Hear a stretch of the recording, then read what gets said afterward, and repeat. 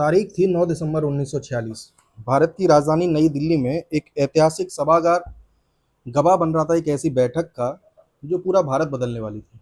अलग अलग भाषा, अलग अलग प्रदेश से आए 389 लोग, सभी की सोच अलग थी पर सपना एक था। एक ऐसा भारत बनाना जो दुनिया में सबसे अलग हो, जहां हर नागरिक की बराबर की हिस्सेदारी हो, समान मौलिक अधिकार हो।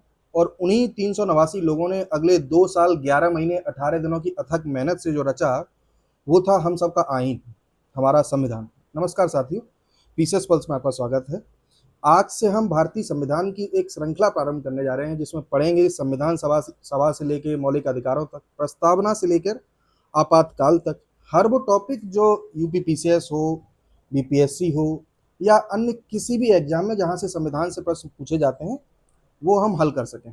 यदि आपको यह श्रृंखला अच्छी लगे तो उन साथियों के साथ साझा कर सकते हैं जो संविधान की छाया तले अपना सपना पूरा करना चाहते हैं। तो चलिए शुरू करते हैं आज की क्लास। साथियों, हम सबसे पहले समझते हैं कि संविधान होता क्या है। संविधान किसी देश की वो आत्मा है जिसमें लिखा होता है उसका चरित्र, उसके सपने और उसके नागरिकों से उसका वादा। और इस सीधे शब्दों में कहें तो संविधान नियमों की वो सर्वोच्च किताब है जो उस देश की राजनीतिक व्यवस्था का बुनियादी ढांचा प्रस्तुत करती है, या शासन के विभिन्न अंग जैसे विधायिका, कार्यपालिका, न्यायपालिका, इन सब की शक्तियों का सीमांकन करती है, साथ ही साथ इनके दायित्वों का भी सीमांकन कर रही होती है। यह जरूरी तो नहीं है कि हर एक देश का संविधान लिखित हो, लेकिन आम तौर पे ये माना जाता है कि जितने भी संघात्मक या परिसंघात्मक देश होते हैं उनका संविधान लिखित है, और जितने भी एकात्मक देश हैं उन सब का संविधान जो है वो अलिखित है। अब ये संघात्मक, परिसंघात्मक या एकात्मक क्या है, इसको समझते हैं। पहले जान लेते हैं कि संविधान जो है वो बना कैसे है, या संविधान दो शब्दों से मिलके बना है। जिसे हम लोग संधि विच्छेद अगर करें तो समधन विधान, जिसमें सम का अर्थ होता है समान, विधान का अर्थ होता है कानून, यानी कि सभी के लिए एक समान कानून, जिसे कहा गया है संविधान। अब यहीं अगली दो चीजें समझ लेते हैं।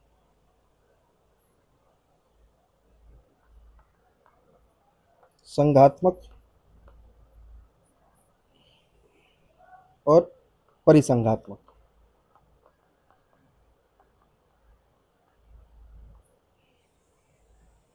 और तीसरा है एकात्मक।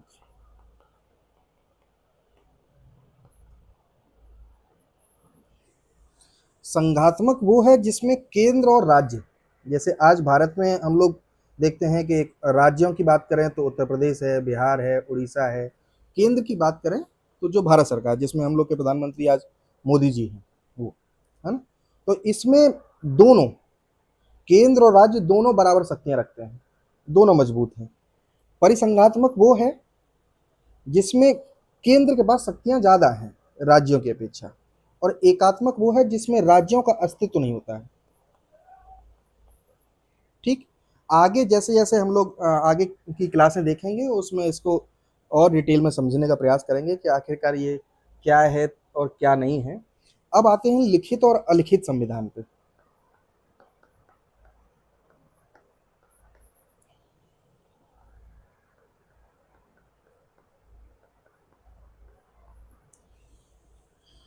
अब जैसा कि मैंने शुरुआत में कहा कि लिखित संविधान जो हैं वो इन दो के होंगे, यानी कि जो भी संघात्मक यानी कि फेडरल कंट्रीज होंगी, और परिसंघात्मक यानी कि क्वासी फेडरल, जो जो भी ये संघात्मक और परिसंघात्मक कंट्री होंगी उनमें लिखित संविधान होगा। इसका मोटा मोटी अगर हम कहें तो संविधान की आवश्यकता वहां पे पड़ेगी जहां पे शक्तियों का वितरण हो रहा होगा, आपस में डिवाइडेशन हो रहा होगा। वहां पे जहां एक ही व्यक्ति है वहां शक्तियों की क्या वितरण की आवश्यकता है, तो वहां आमतौर पे अलिखित संविधान रहता है, वहां लिखित संविधान नहीं रहता है। जैसे कि ब्रिटेन। और लिखित संविधान की बात करें तो अमेरिका, भारत, या तमाम अन्य ऐसे ही देश। तो मोटे तौर पे ये कह सकते हैं कि संघात्मक और परिसंघात्मक देशों में लिखित संविधान होगा और एकात्मक जैसे देशों में अलिखित संविधान होगा। अलिखित संविधान का अर्थ ये है कि वहाँ पे जो कानून जो हैं वो ट्रेडिशंस या पुराने कानूनों की जो व्याख्याएं हुई हैं उनके समुच्चयों को कहा जाता है। वहाँ ऐसा कुछ नहीं है जो परंपरागत तरीके से एक लिखित बैठक के द्वारा या किसी संस्था द्वारा वो संविधान बनाया गया हो। वहाँ जैसे जैसे देश चलता रहा वैसे वैसे जो कानूनों की आवश्यकता पड़ी उनको बना दिया गया और वो संविधान का रूप लेते गए। लिखित संविधान वो है जिसमें एक साथ में बैठ के एक कानून बनाया गया, एक किताब बनाई गई और उस पे तमाम चीज़ों को रखा गया। वो अलग बात है कि इसमें भी समय समय के साथ साथ अनन्य कानून जुड़ते रहते हैं। अगर बात करें हम आगे और इसी संदर्भ में, तो हम लोग भारत के संविधान की अगर मोटा मोटी एक खाका देख लेते हैं, उसके बाद जब डेप्थ में क्लास आगे बढ़ेगी तो हम लोग अगली क्लासों में जानेंगे कि भारत की विशेषताएं क्या हैं, उन विशेषताओं को और डेप्थ में समझने का प्रयास करेंगे। हाँ, लेकिन अभी शुरुआत है तो हम एक बार जान लेते हैं कि मोटा मोटी भारत की संविधान की विशेषताएं क्या क्या हैं। तो अगर भारतीय संविधान की विशेषताओं की बात करें,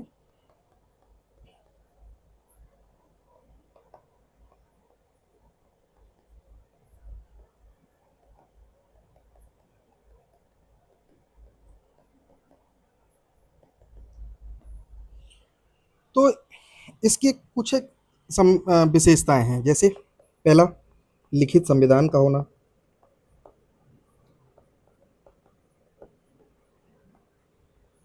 दूसरा, संविधान की सर्वोच्चता, यानी कि चाहे पार्लियामेंट हो, चाहे पार्लियामेंट के अगर तीनों चीज़ों को जोड़ लें, चाहे वो राष्ट्रपति हो, लोकसभा हो, राज्यसभा हो, है ना, ऐसे ही न्यायपालिका, जितनी भी चीज़ें देख रहे हैं आप, वो सब के सब संविधान के दायरे के अंतर्गत हैं। ऐसा नहीं है कि वो किसी से अलग हैं। चाहे वो न्यायपालिका हो लेकिन वो उससे अलग नहीं है, उसको अलग नहीं देख सकते हैं, है ना। संविधान से ऊपर तो कुछ है नहीं। तो ये कहते हैं कि संविधान की सर्वोच्चता।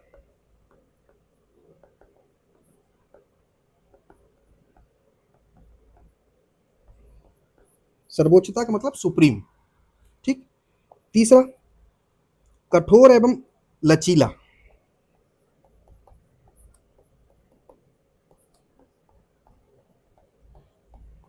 कठोर एवं लचीले का मतलब क्या है? कठोर संविधान वो है जिसमें संविधान संशोधन अगर करने हो तो बहुत मुश्किल से होते हैं, है ना, उसकी प्रक्रिया बहुत जटिल हो। लचीला संविधान वो है जिसमें आसानी से संविधान संशोधन हो जाते हैं। हम लोगों के जो हम लोगों का जो संविधान है वो कठोर और लचीले का मिश्रण है ना। ना तो कठोर कह सकते हैं ना लचीला कह सकते हैं। ऐसा भी नहीं है कि अगर कोई संविधान संशोधन करना है तो जब मन में आया, जिसके मन में आया वैसे संविधान संशोधन कर दिया। और इतना कठोर भी नहीं है कि चाहे आप जितना हो प्रयास कर लो संविधान संशोधन नहीं कर सकते हैं। हम लोगों का संविधान जो है वो इसी के बीच का है, यानी कि मिश्रण है इसका। मिश्रण मतलब समझते हैं? मिश्रण का मतलब ये कि ना, जैसे आप लोग घर में जब कोई रिश्तेदार आता है या कोई भी आता होगा तो हम लोग शरबत टाइप की चीज़ पी रहे होते हैं, लस्सी पी रहे होते हैं, है ना। तो लस्सी में क्या है कि आपने दूध भी, छाछ भी डाल लिया, पानी भी डाल लिया, है ना। तो अकेले छाछ और पानी के मिलाने से ही, दही और पानी के मिलाने से ही तो लस्सी नहीं बन गई, उसमें चीनी का भी मिश्रण डाला है, तब जाके ये आपकी लस्सी तैयार हुई। ऐसा ही हम लोग का संविधान, है ना, ये मिश्रण है एक। लस्सी जो है वो किस किस का मिश्रण है? चीनी का है, पानी का है और दही का है। ठीक। तो ऐसा ही हम लोगों का संविधान है, वो मिश्रण रूप है किसका? कठोर और लचीलेपन का, है ना। आगे और बात करें तो संघात्मक संविधान कहा जाता है ना। लेकिन संघात्मक संविधान कह सकते हैं इसको, फौरी तौर पर अगर एक शब्द में कहें तो संघात्मक संविधान तो नहीं कहेंगे, इसको परिसंघात्मक संविधान कहते हैं, है ना। लेकिन एक सामान्य सी बात है कि परिसंघात्मक जैसा कुछ होता नहीं है, एक ये मध्यम मार्ग है। तो मान लिया गया है कि संघात्मक संविधान है लेकिन इसका एकात्मकता की ओर झुकाव है, जिसमें राज्य और केंद्र दोनों हैं, लेकिन एकात्मकता की तरफ झुकाव कैसे है? वो केंद्र की तरफ, यानी कि केंद्र उसमें ज़्यादा मजबूत है। जैसे अगर केंद्र सरकार चाहे तो राज्यपाल के माध्यम से, राज्यपाल की नियुक्ति आगे हम लोग जानेंगे कि केंद्र सरकार कर रही होती है, तो राज्यपाल के माध्यम से किसी भी राज्य में राष्ट्रपति शासन की घोषणा करा सकती है ना। ऐसे ही इसीलिए कहते हैं इसको कि एकात्मक तक की तरफ वो झुकाव है उसका, यानी कि यूनिटरी की तरफ झुकाव है उसका, है ना। आगे और देखते हैं इसका पांचवा पॉइंट, है ना, संसदीय व्यवस्था।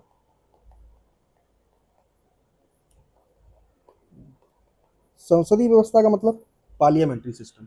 ठीक, हम लोगों के यहाँ राष्ट्रपति वाला सीन तो है नहीं, है ना, कि मतलब राष्ट्रपति को चुन के भेज रहे हो हम लोग, है ना।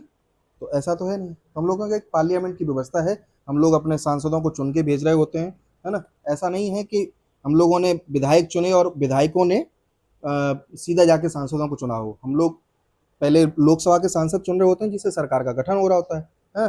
विधायक भी चुन रहे होते हैं जिससे राज्यसभा का गठन हो रहा होता है, यानी कि राज्यसभा के लोग चुने जा रहे होते हैं। वो हम लोग जब आगे की क्लास देखेंगे तो उसमें जान रहे होंगे कि क्या है, किस तरीके से प्रक्रियाएं हैं और किस तरीके से इन सभी का चुनाव होता है।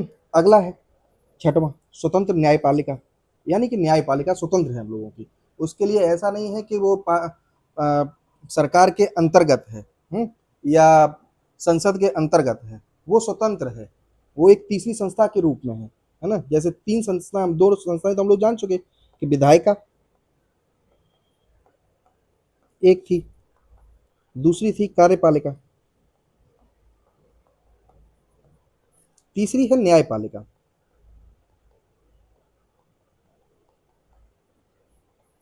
न्यायपालिका जिसे आज हम लोग सुप्रीम कोर्ट कह लेते हैं, हाई कोर्ट कह लेते हैं, ये सभी न्यायपालिका के अंग हैं, है ना। इसका डिस्ट्रीब्यूशन अलग है, इसमें सुप्रीम है, सुप्रीम कोर्ट, है ना। इसकी हायरार्की के नीचे अंतर्गत आता है हाई कोर्ट, इसके अंतर्गत आता है डिस्ट्रिक्ट कोर्ट। ऐसे ही हायरार्की चलती रहती है। जब हम लोग हाई कोर्ट पढ़ रहे होंगे उस समय ये सब जानेंगे। विधायिका क्या है? विधायिका है जो कि कानून बना रही है, ठीक।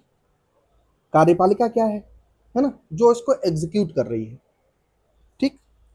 आगे पढ़ते हैं, इसी का सातवां पॉइंट है जिसमें कि संसदीय प्रभुता है, यानी कि पार्लियामेंट की प्रभुता स्थापित है, लेकिन न्यायिक सर्वोच्चता और पार्लियामेंट की प्रभुता दोनों का समन्वय है इसमें। ऐसा नहीं है कि कोई इसमें एक ज्यादा सुप्रीम हो। दूसरे अगर शब्दों में समझें इसको तो हम लोग ऐसे कह सकते हैं कि पार्लियामेंट ने कोई लॉ बनाया तो उसको न्यायपालिका रिव्यू कर सकती है, उसको जांच सकती है कि क्या ये ठीक है या नहीं ठीक है। और अगर न्यायपालिका ने कोई निर्णय दिया तो भारत सरकार यानी कि केंद्र सरकार संसद के माध्यम से उसको बदल भी सकती है। वो कैसे बदलेगी? संविधान संशोधन लाके या कोई एक्ट पारित करके, है ना। तो दोनों के समन्वय का, ये समायोजन का एक तरीका है।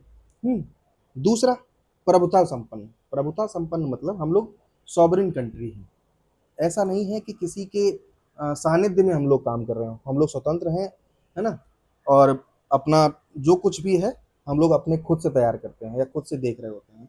इसके लिए कोई और जिम्मेदार नहीं तो हमको कोई आदेश देगा, है ना। हम किसी के आदेश के तहत काम करने वाले तो हैं नहीं, हम मतलब हमारा देश, ठीक।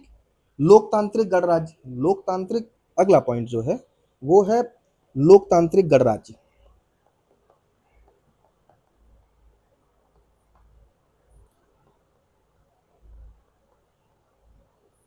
लोकतांत्रिक गणराज्य का मतलब ये है, इसको दो शब्दों अगर दो पार्ट में तोड़ लें तो लोकतंत्र का मतलब डेमोक्रेसी, है ना। और गणराज्य का मतलब गण यानी कि जनता का राज्य। गण मतलब जनता और राज्य मतलब राज्य। इसका मतलब ये है कि हम लोगों के यहाँ जो राष्ट्रपति होता है ना, अगर वो राष्ट्रपति ब्रिटेन के राजा की तरह होता तो हम लोग लोकतांत्रिक गणराज्य नहीं थे, है ना।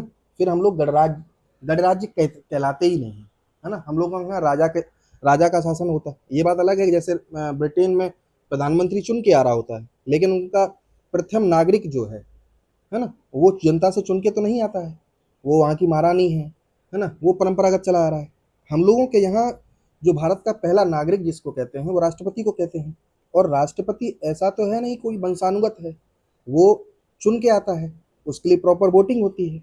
वोटिंग कैसे होती है? वोटिंग अभी मैं हल्का सा बता दे रहा हूँ, बाकी आगे क्लास में हम लोग जान लेंगे इसको। संसद के दोनों सदन के लोग वोट करते हैं, चुने हुए लोग वोट करते हैं, जिसमें लोकसभा के लोकसभा के सदस्य वोट कर रहे होते हैं। दूसरा, राज्यसभा के। ठीक। तीसरा, सभी राज्यों की विधानसभाओं के, जहां जहां राज्यों में विधानसभाएं हैं, है ना, उन सब की विधानसभाओं के सदस्य भी वोट कर रहे होते हैं।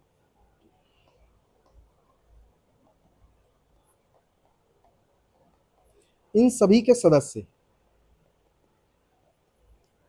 वोट कर रहे होते हैं, तब जाकर राष्ट्रपति का चुनाव होता है।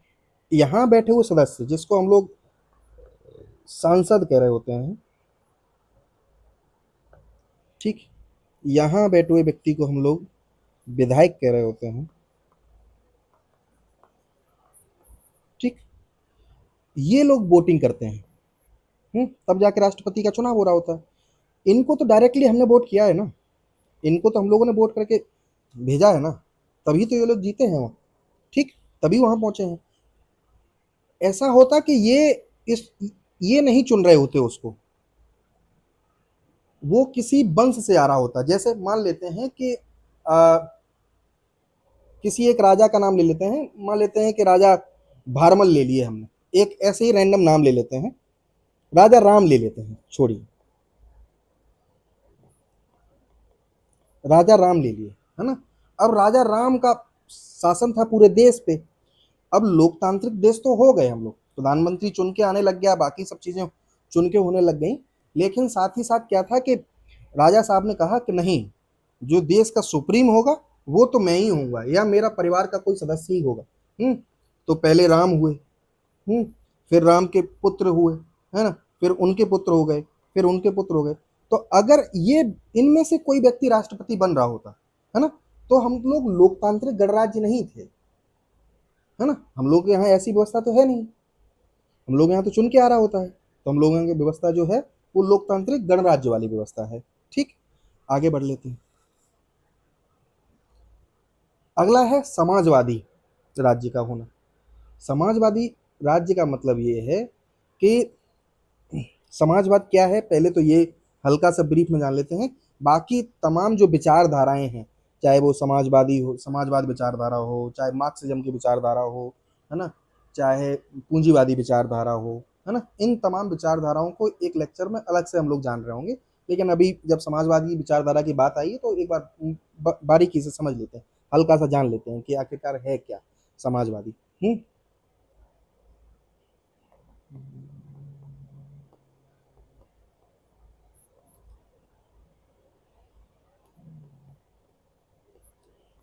इसी को हम लोग सोशलिस्ट राज्य स्टेट भी कह रहे होते हैं। सोशलिस्ट मतलब जिसमें समाज, यानी कि समाज,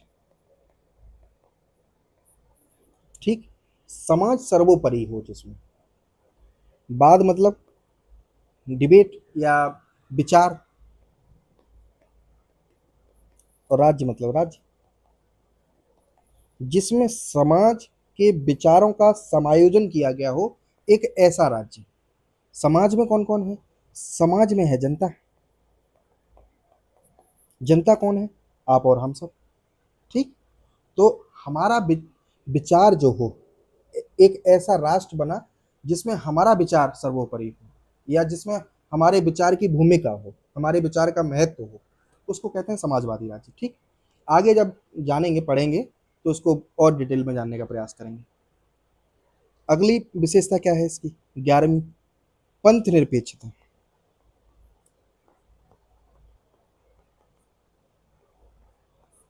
पंथ निरपेक्षता, इसको क्या कहते हैं? ये क्या है? पंथ मतलब धर्म, निरपेक्ष मतलब अलग। ठीक।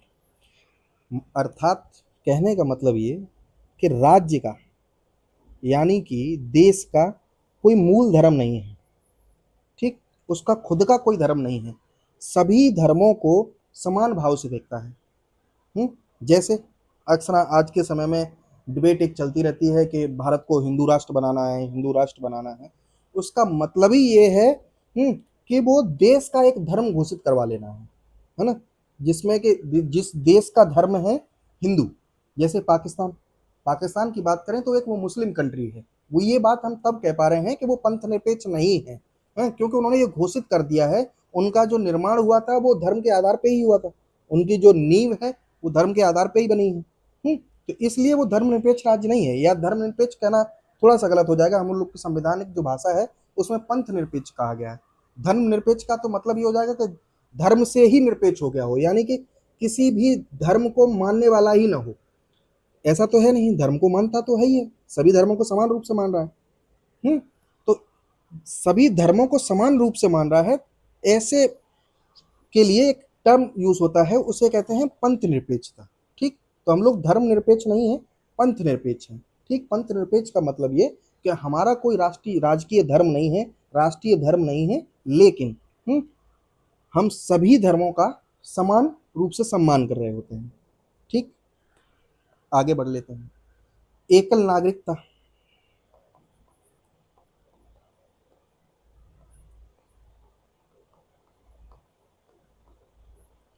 एकल नागरिकता का मतलब है, एकल मतलब सिंगल, और नागरिकता मतलब सिटीजनशिप। ठीक,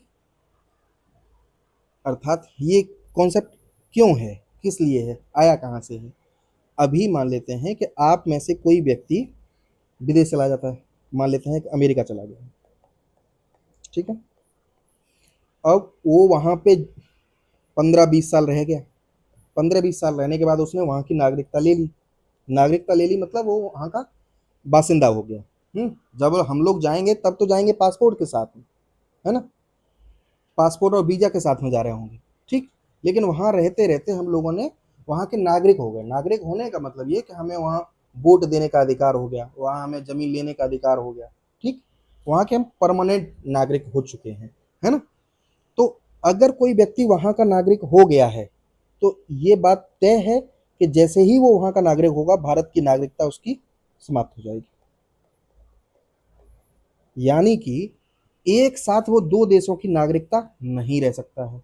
हाँ, यानी कि एक साथ वो दो देशों का नागरिक नहीं रहेगा। ठीक, जैसे और एग्जांपल ले लेते हैं, आपने एक एक्टर का नाम सुना होगा, अक्षय कुमार। ठीक, उन्होंने कनाडा की नागरिकता ली। ठीक, कनाडा की नागरिकता ले रखी। अब जैसे ही उन्होंने कनाडा की नागरिकता ली, वैसे ही भारत की नागरिकता उनकी समाप्त हो गई। यानी कि अब वो भारत में रहते जरूर हैं, लेकिन वो भारत के नागरिक नहीं हैं। ठीक, अब ये नागरिक क्या हैं, इनके लाभ क्या हैं, है ना, ये हम लोग आगे जब मौलिक अधिकार पढ़ रहे होंगे, हैं मौलिक अधिकारों में फिर हम लोग आगे जान रहे होंगे, वोटिंग राइट्स और बाकी तमाम राइट्स की बात जब जान रहे होंगे, तब हम लोग जानेंगे कि इसका महत्व क्या है, नागरिकता का महत्व क्या है। ठीक है। हम्म, अगला पॉइंट है 13वां नंबर, मौलिक अधिकार।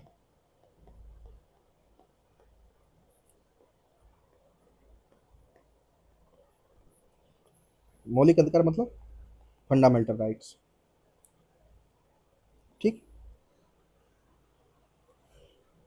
ये सभी विशेषताएं हैं किसकी, भारतीय संविधान की, यानी कि हमारे संविधान की। ठीक, 14 नंबर है राज्य के नीति निदेशक तत्व, जिसको हम लोग डीपीएसपी बोलते हैं। ठीक, और अंतिम है कल्याणकारी राज्य।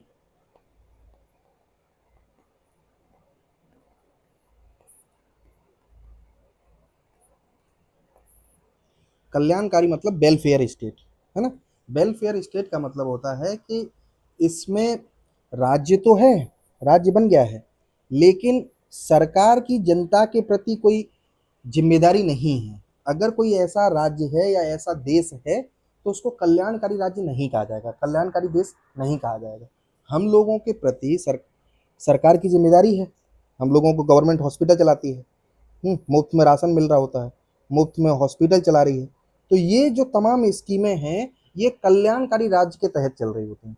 यानी कि हम लोगों का जो देश है वो क्या है, कल्याणकारी राज्य।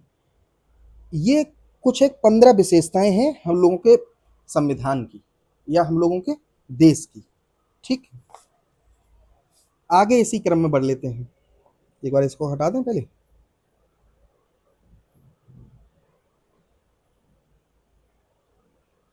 यहाँ तक किसी की कोई समस्या हो तो मुझे कमेंट बॉक्स में मैसेज कर दें, मैं देख लेता हूँ, है ना। अगर किस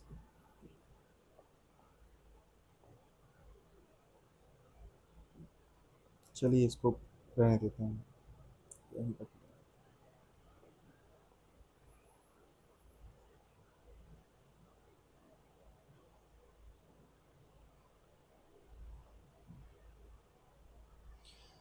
ठीक। अब मूल टॉपिक पे आते हैं, जो हम लोगों के ये अभी तक तो था ब्रीफिंग कि हम लोगों का संविधान क्या है।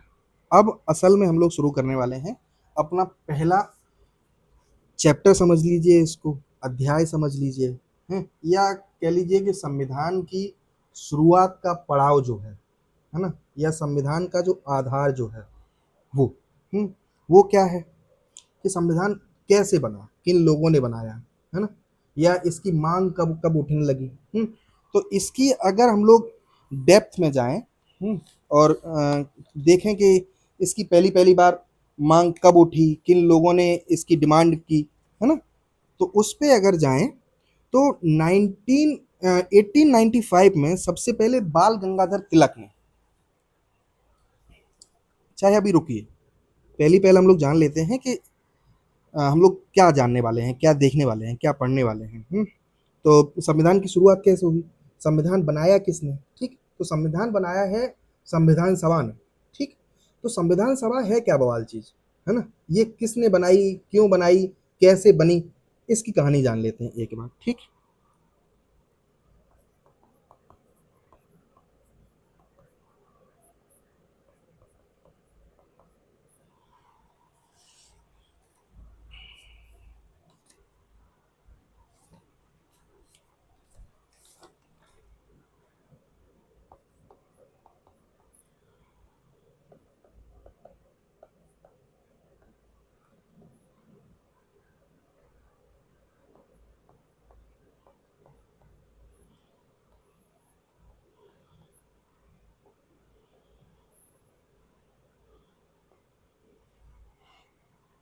अब इसमें आपको दो तीन चीजें दिख रही होंगी, अगर अ, शब्दों को तोड़ेंगे, ब्रेक करेंगे, तो पहला संविधान, दूसरा संविधान सभा, इसको पूरा पढ़ लेते हैं एक बार में, ठीक। तीसरा संविधान निर्माण, हम लोग यहीं से शुरू कर लेते हैं।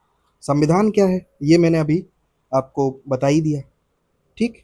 संविधान सभा क्या है, ये किस बला का नाम है संविधान सभा, ठीक।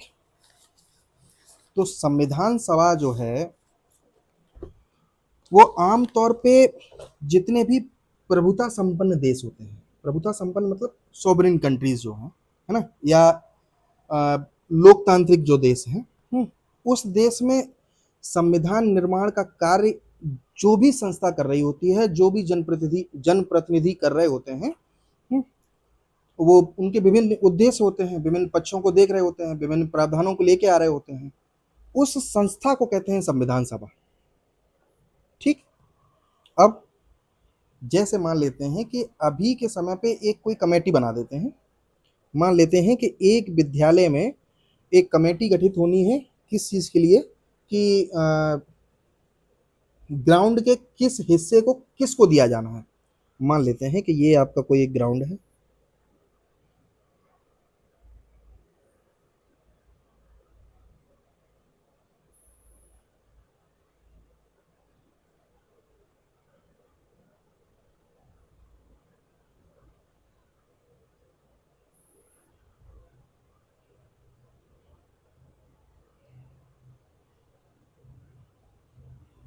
ठीक। अब जो स्कूल है वो है आपका क्लास 1 से लेके 8 तक का, ठीक। तो कुछ सदस्य चुन लिए गए क्लास 1 के, मान लेते हैं कि क्लास 1 से ए नाम के सदस्य को चुन लिया गया, क्लास 2 से बी नाम के सदस्य को चुन लिया गया, 3 से सी, 4 से हमने ई को चुन लिया, है ना, 5 से हमने डी को चुना है, ठीक। ये क्रम मैंने जानबूझ के तोड़ा है। 6 से हमने एफ को चुन लिया, 7वीं क्लास से हमने मान लेते हैं जी को चुन लिया, 8 से हमने एच को चुन लिया है, ठीक। अब ये 8 लोग मिलके, वैसे तो स्कूल में 1 से लेके 8 तक के स्कूल में पढ़ने वाले लोगों की संख्या मान लेते हैं कि एक क्लास में अगर 30 लोग पढ़ते हैं, है ना, तो 240 लोग हो गए। अब 240 लोग बोलेंगे तो मत बन नहीं पाएगा, है ना? कोई कुछ कह रहा होगा, कोई कुछ कह रहा होगा, तो वन क्लास के लोगों ने चुन के बता दिया कि भाई ये जो व्यक्ति है वो जाएगा, वो बताएगा कि हमारा हमारी जो बात है वो ए व्यक्ति कहेगा। यानी कि जो 30 लोग थे, वो 30 लोगों ने एक व्यक्ति को चुना। वो व्यक्ति था ए। यानी कि 29 लोगों ने एक व्यक्ति को चुना। एक तो वो खुद है, हाँ? तो बाकी बचे 29 लोग। 29 लोगों ने एक व्यक्ति को चुना, वो हो गया। ऐसे ही क्लास सेकंड के हो गए, थर्ड के हो गए, फोर्थ के फिफ्थ के भी हो गया। ऐसे ही तमाम सभी क्लासों से 8 लोग निकल के आए।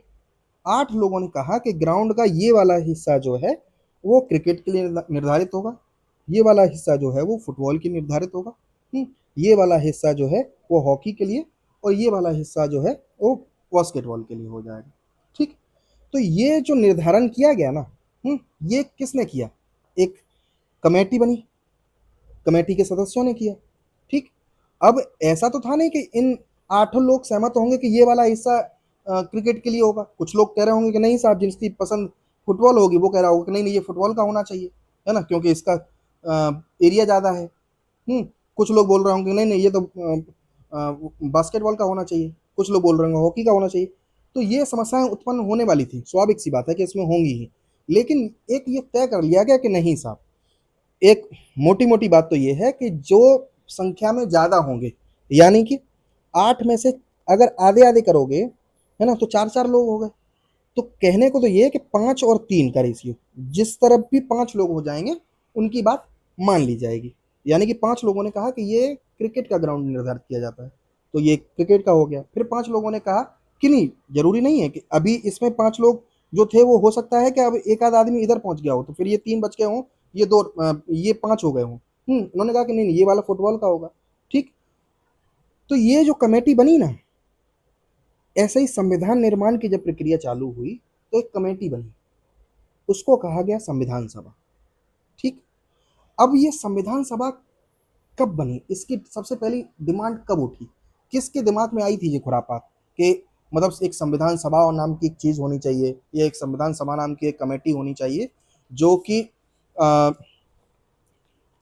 संविधान निर्माण की प्रक्रिया को आगे बढ़ाएगी, है ना? तो सबसे पहले जो थे वो थे 1895 में बाल गंगाधर तिलक। नाम सुना होगा सभी ने। सबसे पहले इन्होंने संविधान सभा नामक एक चीज का जिक्र किया था कि एक संविधान सभा नाम की चीज होनी चाहिए। फिर इसके बाद 1916 1916 में एक मूवमेंट चला। जब हम लोग इतिहास पढ़े होंगे या आगे पढ़ेंगे तो उसमें जानेंगे कि होम रूल मूवमेंट, है ना। होम रूल मूवमेंट में इस बात का जिक्र आया कि होम रूल मूवमेंट चलाया किस किसने था, अगर कोई बता सकता है तो बताइए। एनी बेसेंट और बाल गंगाधर तिलक, एक तो यही, और दूसरा इनके साथ में थी एनी बेसेंट।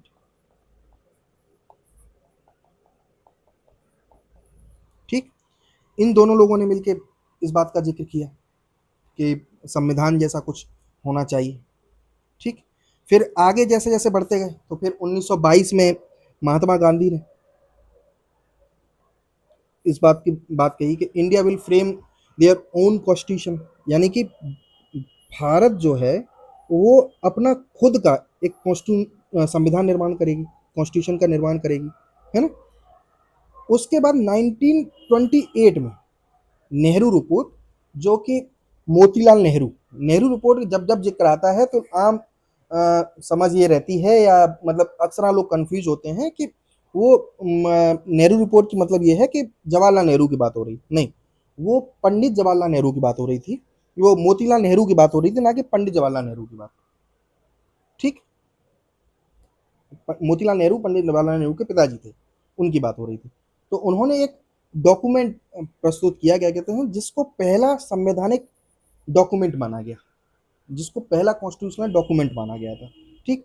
फिर 1934 में एम एन रॉय, जो आप बिहार में या अभी तो नहीं है, लेकिन पहले पश्चिम बंगाल में सरकार जिनकी हुआ करती थी, केरल में अभी के चुनाव से पहले जिनकी सरकार हुआ करती थी, कम्युनिस्ट पार्टियों की, है ना? तो कम्युनिस्ट पार्टियों की जिस व्यक्ति ने स्थापना की थी ना, वो थे एम एन रॉय, ठीक, मानवेंद्र नाथ रॉय, ठीक। इन्होंने सबसे पहले औपचारिक रूप से, यही वो पहले व्यक्ति थे जिन्होंने औपचारिक तौर पे, ये इन सभी ने जो बात कही वो औपचारिक नहीं थी, है ना, फॉर्मल नहीं थी। लेकिन यही वो व्यक्ति, पहले व्यक्ति थे जिन्होंने कहा कि नहीं, संविधान सभा नाम की एक संस्था होनी चाहिए जो कि संविधान का निर्माण करेगी, ठीक। तो कौन व्यक्ति थे? M N Roy. कब उन्होंने इस बात का जिक्र किया या कब उन्होंने इस बात की मांग उठाई? वो थी 1934 में। उसके बाद जाके 1935 यानी कि 1935 में इंडियन नेशनल कांग्रेस, जिसको हम लोग आज कांग्रेस पार्टी के नाम के तौर पे जान रहे होते हैं, उन्होंने आधिकारिक रूप से इसकी मांग करी, ठीक। फिर 1938 में पंडित जवाहरलाल नेहरू ने इस बात का जिक्र किया। फिर यहां तक तो था कि हम लोग डिमांड कर रहे थे, मांग कर रहे थे, जिक्र कर रहे थे। जैसे जैसे अब आगे बढ़ेंगे, ठीक, वो असल में उसका बेस तैयार हो रहा है। ये अभी तक तो हम लोगों ने डिमांड की थी, अब ये डिमांड मूल स्वरूप लेने लग गई है ना? तो 1940 में अगस्त प्रस्ताव नाम का एक ऑफर आया, जिसमें ब्रिटिश सरकार ने, यानी कि हम लोग उस समय ब्रिटेन के गुलाम थे, उपनिवेश थे, ठीक। तो हम लोगों पर सरकार जो हुकूमत थी वो किसकी थी? ब्रिटेन की थी। ब्रिटेन की हुकूमत ही हमारे ऊपर राज कर रही थी, ठीक। तो ब्रिटिश सरकार ने ये पहली बार माना या इस बात पर जिक्र किया कि हाँ ठीक है, संविधान सभा नाम की एक चीज होनी चाहिए, जिस पर उन्होंने सैद्धांतिक मान्यता दे दी। आगे 1942, जिसमें क्रिप्स मिशन नाम की एक कमेटी आई, ठीक, जिसके अध्यक्ष थे स्टेफोर्ड क्रिप्स, ठीक। उनकी अध्यक्षता में एक डेलीगेशन आया इंडिया, और उसने कहा कि ठीक है, हम आपकी ये मांग एक्सेप्ट कर लेते हैं, लेकिन इसका जो निर्माण है ना, संविधान सभा का जो निर्माण है, या आप संविधान सभा का निर्माण होते ही आप अपने संविधान का जो निर्माण कर पाएंगे वो जब करेंगे, क्योंकि इसी समय पे आप देखेंगे द्वितीय विश्व युद्ध शुरू हो चुका था, है ना? द्वितीय विश्व युद्ध में, वर्ल्ड वॉर में ब्रिटेन चाहता था कि भारत हमारा पक्ष में रहे, है ना? यानी कि भारत पक्ष में रहे, मतलब ये कि भारत की जो लीडर्स थे वो हमारे पक्ष में रहें, ठीक। तो वो चाहते थे कि ये सभी पक्ष में हो, इसलिए उन्होंने दबाव के चलते कहा कि नहीं साहब, ये विश्व युद्ध खत्म हो जाए, उसके बाद फिर हम लोग इसकी बात कर लेते हैं और संविधान सभा का गठन कर लेंगे, ठीक। तो एक व्यक्ति हुआ करते थे, क्या नाम था उनका,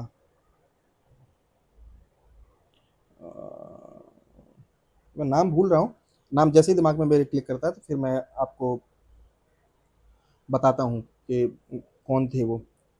मोहम्मद अली जिन्ना, सॉरी, मोहम्मद अली जिन्ना एक तो थे, वो एक अलग उनका राज चल रहा था कि नहीं नहीं साहब, भारत के दो हिस्से करो, और एक स्वतंत्र पाकिस्तान की डिमांड कर रहे थे। तो पहले तो कोई संविधान सभा के लिए मान रहे हैं, तो उनका एक अलग चल रहा है कि नहीं नहीं साहब, हमारा संविधान अलग बनेगा, यानी कि पाकिस्तान का संविधान अलग बनेगा और भारत का संविधान अलग बनेगा, और दो राष्ट्र अलग अलग होंगे, टुकड़े होके, टूट के, ठीक।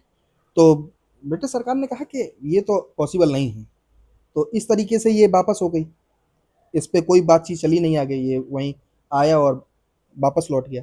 अंत तो गत्वा 1946 में कैबिनेट मिशन प्लान एक ब्रिटेन सरकार ने दिया, और उसने कहा कि ठीक है, अब आप संविधान सभा का गठन करिए। और वास्तविक रूप से संविधान सभा का गठन जो हुआ वो हुआ 1946 के कैबिनेट मिशन प्लान से, ठीक। फिर लौट के हम लोग आते हैं अपने उसी बात पे। तो किसके माध्यम से गठन हुआ? 1946 के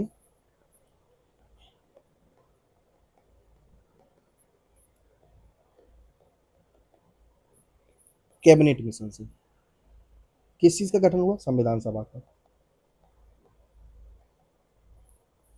ठीक।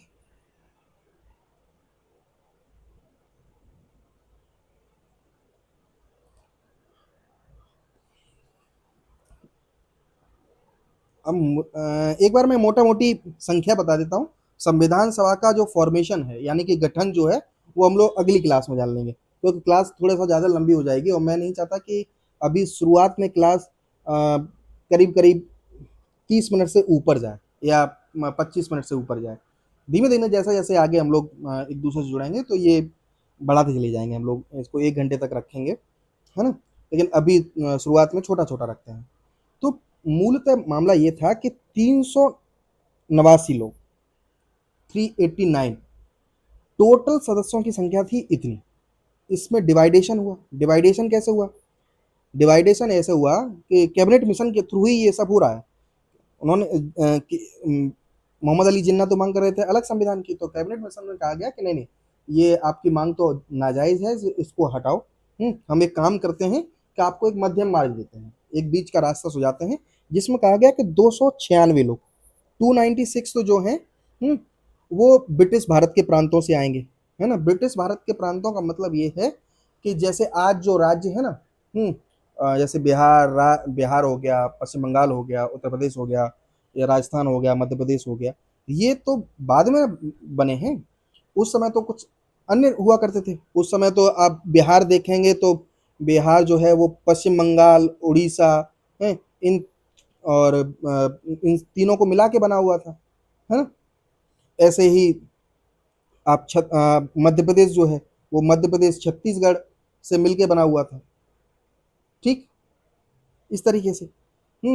तो उस समय तो राज्यों की संख्या कम थी, और दूसरी चीज ये थी कि उस समय शासन सत्ता जो थी, अभी के जो राज्य हैं वो भारत के राज्य हैं, उस समय के जो राज्य हुआ करते थे वो तो ब्रिटिश सरकार के बनाए हुए राज्य थे।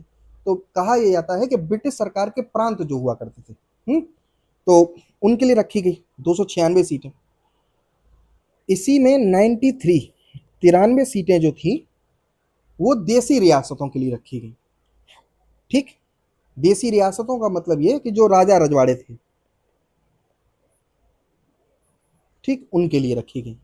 अब इसमें डिस्ट्रीब्यूशन हुआ, जो मैं बोल रहा था ना कि मोहम्मद अली जिन्ना की डिमांड को ठुकरा दिया गया, तो 93 इनकी तो फिक्स हो गई।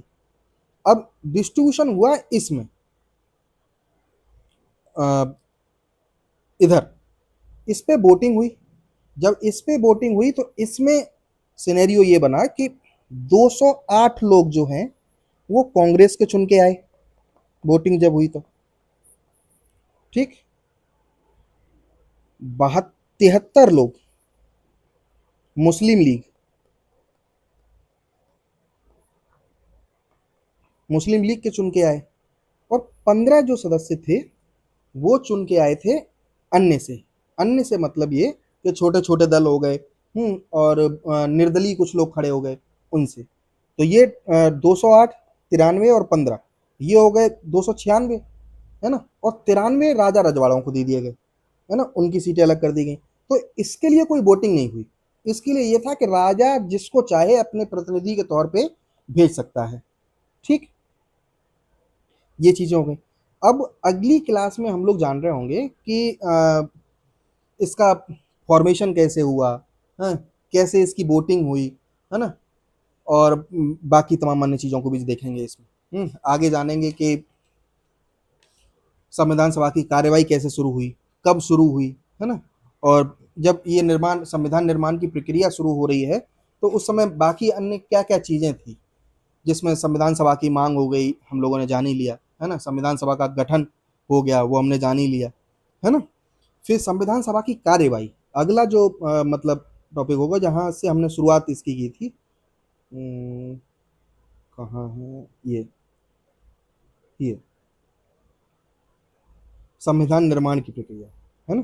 तो हम लोगों ने अभी तक जान लिया है संविधान सभा, है ना। संविधान सभा का निर्माण अभी तक नहीं देखा है हम लोगों ने। निर्माण के मामले में हम लोगों ने सिर्फ इतना देखा है कि कुल 389 लोग थे जिसमें वोटिंग हो चुकी है, और जिसमें वोटिंग में सीटें मिली 296 ब्रिटिश प्रांतों को, 93 सीटें दी गई राजा रजवाड़ों को, ठीक। और उसमें 296 में जब वोटिंग हुई तो 208 सीटें जो थी वो कांग्रेस को आई, 73 सीटें जो थी वो मुस्लिम लीग को आई, और 15 सीटें जो थी वो अन्य को, ठीक। और ये राजा ने अपने लोग भेज दिए। ठीक, तो अगली क्लास में हम लोग जो जान रहे होंगे वो जानेंगे कि इसकी प्रक्रिया क्या थी, कैसे चुने गए इसके सदस्य, और संविधान निर्माण की प्रक्रिया कैसे चालू हुई। ठीक, उसको जानेंगे। हम्म, जब जैसे ही हम लोग इस बात को समझ लेंगे फिर अगले टॉपिक पे जाएंगे, संविधान सभा की कार्यवाही, है ना। संविधान सभा की कार्यवाही जो आपने अक्सर एक डेट सुनी होगी, 9 दिसंबर 1946, जो मैंने शुरुआत में अपने इंट्रो में एक बात बोली थी। ठीक, ये वही डेट है, 9 दिसंबर 1946। यानी कि संविधान बनने की जो शुरुआत हुई वो इसी डेट से मानी जाती है। ठीक, संविधान के मामले में तीन चार डेटों का बड़ा महत्व है ना। तो आप वो डेटें कौन कौन सी हैं, वो तारीख कौन सी हैं, अगर किसी को मालूम हो तो एक बार मुझे कमेंट बॉक्स में बताना। ठीक,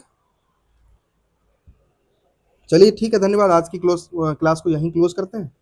अगली क्लास में हम लोग जानेंगे कि बाकी अन्य प्रक्रियाएं क्या हैं, और ये सुचारू रूप से चलता रहेगा। अभी तक थोड़ा सा विलंब हुआ है इसमें, लेकिन अब कंटिन्यूअसली ये हर दिन एक नई क्लास आती रहेगी इस पर। ठीक है, चलिए धन्यवाद।